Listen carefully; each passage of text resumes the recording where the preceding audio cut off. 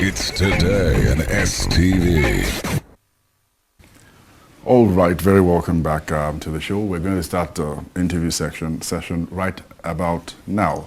We'll go through a distinguished group of panelists who will be looking at the president's media chat. Jermaine Sanwoolu, a pleasure to have you on the show this morning. All right, let me start with you, and ask what you thought about the president's chat and his response to all of those questions, generally. Well, from a PR point of view, I think Mr. President actually spoke very well.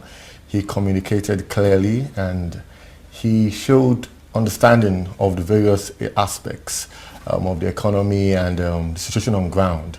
And also, he raised some issues that were actually, or from the questions that were asked regarding corruption, regarding insecurity, regarding even the Bring Back Our Girls campaign and the Boko Haram insurgency. He actually showed that he's a man who cares, he's a man who is willing to do the necessary to get the nation back on track. Okay. Let me come to you, Jermaine, now. You look at the issues raised. You talk about the fact that, Tunde Kola talked about the fact that people have assumed that because he was a military head of state, that his democratic ideals were questionable at some point in time. It was used in several publications and all of that just before he was inaugurated as president. But yesterday, I had to attend a number of issues and questions raised. Did it strike you like someone who was a true Democrat in dealing with the issues? That's a very good question.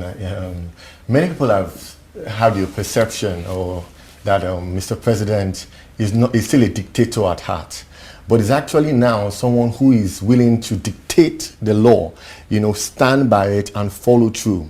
He's someone who is like a reformed Democrat now, and he's really showed it through the media chat that he had yesterday. He said, that before, when he first came into when he was into power, they would put you in prison, and you were guilty until proven innocent. But he said now, being a Democrat under a multi-party system, he's actually having the opinion and pushing that out that you have to be seen as innocent until you are proven guilty. And it's someone who's not just going to just take either the EFCC or the ICPC or even the Ministry of Justice and all the legal passes that he has to actually imprison people. No, he's trying to follow the rule of law. And he said that by the first quarter of next year, there will be a report about all the spendings, the things that have been happening corruption-wise. He's actually showing that he's really willing to follow the law, not just be one-sided or just target people on the opposition, but actually everyone. Remember, he said that even if his own ministers have problems or there's an allegation against them or they're actually found to be corrupt, he's actually going to not only sack them, but persecute them. Before, in times past, we'd just sack them and everything would go quiet. But now he's willing to take action where action is required. So I really see Mr. President as someone who is, who is a renewed man, as Wole Soyinka said, is a born-again Democrat, is a born-again person, is willing to cause transformation. And I believe all those feeling that he's not, he's still a dictator. No, he's ready to dictate the law. All right. Let me ask this question, Mr. Sanwoolu, this is your question, and ask about the part where it was about the economy. Really, almost every Nigerian can tell where we are with the oil price. Just look at the projections and how that the president would have to borrow to even, see that the capital projects will be shored up in that budget. Let's look at the question where the president was asked about the cars, about how he said he's made sacrifices to say, okay, at the level of the executive.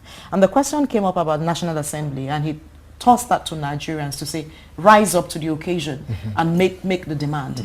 What do you think about such a scenario? Because we have been told in 2016 how tough it would be and how that the belts that are already tight, some people say, would need to be tightened. How did that come across to you? Well, in today's world, you see people trying to manipulate the law. And the president came out very clearly saying, he also tried to stand by the law too, also in this case, is that he does not have power to intervene in this situation. But he says that Nigerians need to rise up to be able to make their voice heard and demand that there is clear-cut transparency in the process. Now, corruption is not just about stealing. corrupt practices are things that go on that are not really, really right.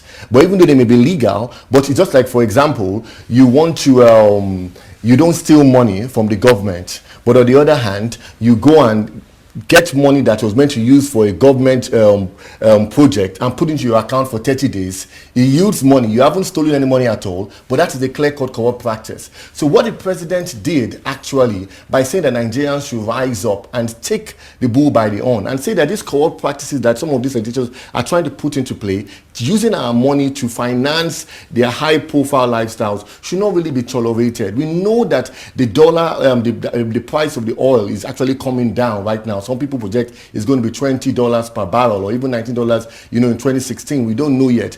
In this kind of stiff and tough austeric times, Nigerians should not be seen to be living lavish lives, especially those in authority. As the president has led by example, fellow legislators too have to come out and say, you know what, we're going to take cuts. The cars we're driving now, are they still good? Are they serviceable? And even if we want to spend money on cars, why not even use Nigerian-built cars, you understand, that are very strong and support the local economy, create jobs, and do a lot of things. 2016 is going to be a dire time, and the president has a lot of work cut out for him. But we believe that every avenue to reduce the leakages, the excesses, you understand, Nigerians have to go on social media. There has to be social conscience. There has to be that we have to come out and say, we're not going to take this. We're actually going to say, please, we elected you into office. We appointed you guys to be there.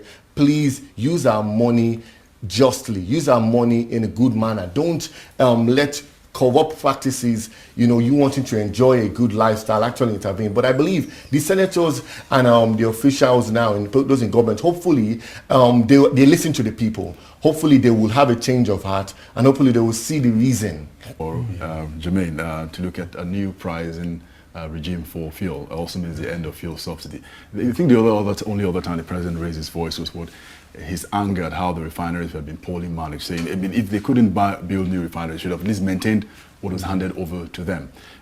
Tell me what you think, PR perspective, knowing exactly what happened in 2012. We're faced with the same situation again, 2015. NLC is threatened to go head-to-head with the president over this issue, together with the state of the economy and the debit. Tell me whether the president scored this one in convincing us he was ready for what happened with the price of fuel. Yes, I really believe that the president's body language actually tells that he really means business when it comes to the refineries, and from his attitude towards why weren't they maintained in the first place. Because our refineries, can produce a lot of petroleum products that Nigerians can consume. We don't need to be importing oil from overseas, importing petroleum products from overseas to actually use in our nation.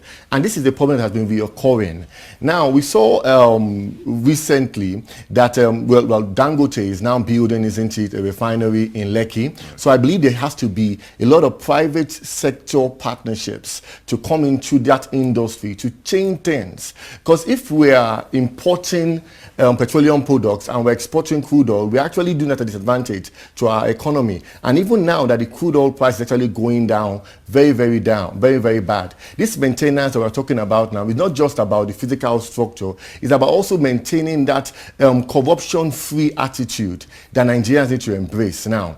The president said about, what is going on in the NSA about all the arms things, that was just a tip of the iceberg compared to what was actually going on in the NNPC, in the crude oil, the downstream sector. There is it's like a chaos there. Vessels with crude oil being stolen. And say that it's not just a Nigerian problem, it's an international problem. So when you see that the refineries are not working, don't just think it's just one engineer there pulling a wheel to stop the oil from flowing. No, there are international bodies, there are powers, vested interests that don't want to see these refineries work, that want to sabotage the mission. And when you see that happening, you have to ask questions on that. These insurance companies that the president was talking about, these banks, these foreign countries that were actually involved in this process. The president, some people accuse him of traveling to over 17 countries in these past few months. He has to go around to meet people and tell them that our oil,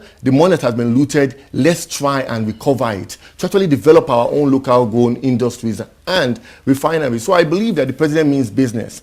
And when it comes to the subsidy issue, I believe that the price of fuel going down just by, is it 50 kobo or 1 now? It seems very, very, 50 kobo. Yeah, 50 kobo, insignificant. But I believe that, well, it's a step. A little change is better than no change at all. Okay. I believe that is essential that we do that. But ultimately, I believe that the economy has to move from just that mono economy of crude oil, and we should start looking at other sectors to develop it so I'll that stay with you we can bounce back. question, Mr. Sanwo-Olu, and then to talk about the debit card for we know 2 critical areas that will be hit by that policy.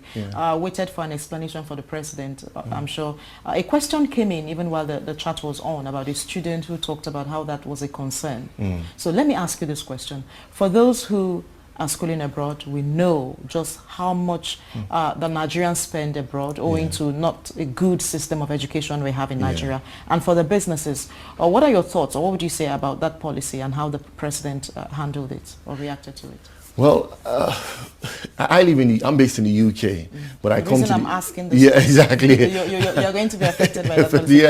Yeah, and especially not just me and myself. You know, if we bring our pound here, it's kind of big money. But you know, those taking naira, those who have to buy products from China, from Dubai, from around the world, it's making the cost of doing business very, very, very high, and it's affecting a lot of businesses here, especially students. We know, well, you have to carry at least 20,000, 25,000 pounds to go and study in the UK. I have an uncle that was really affected. His son was going to study in a university abroad, and he was caught in a mix that he couldn't carry pounds. When he had naira in his account, he couldn't pay for his child's school fees, and they almost threatened to actually kick the child out of school because of these policies that have been in place. Now, we understand that the president is doing this for a good cause. We know there's a lot of money that has been hidden in tanks, maybe even hidden underground, hidden in various kind of places that people, you know, want to take out of the country. So these debit card things and just try to restrict the amount of money going out of the country is a good idea. But ultimately,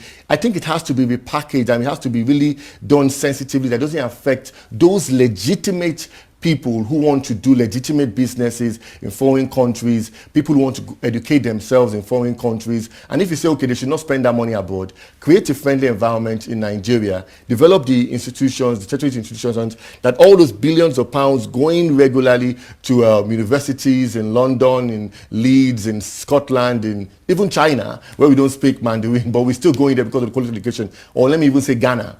You know, let's even bring that money back home and start developing institutions. So I believe if the president, and I'm sure he's doing to, create policies that are more friendly towards education, more friendly towards the banking sector, understanding their real problems, then I believe that things will be sorted out and everyone will enjoy. All right, very quickly. Good morning, gentlemen. We appreciate your time. We've been speaking with Jermaine Sanwoolu, who is a PR consultant.